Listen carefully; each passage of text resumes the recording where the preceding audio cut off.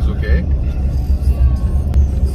Oh, look at this trailer right here in the back of this truck. There's three. There's one in the middle, one on the Yeah, side, well, there's one right here too. Yep. Yeah. There's three.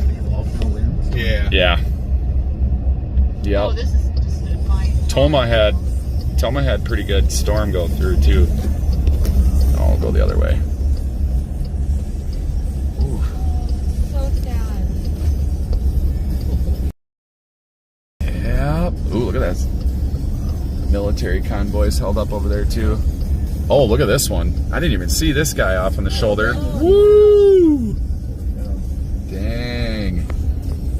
Hopefully he's look at that. Look at the yeah, look at that. It must have been a direct hit right here. That grass is flat.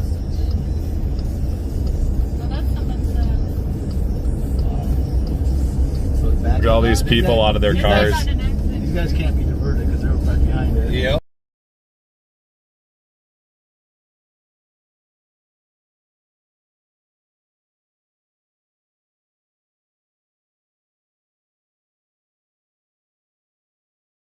Corner.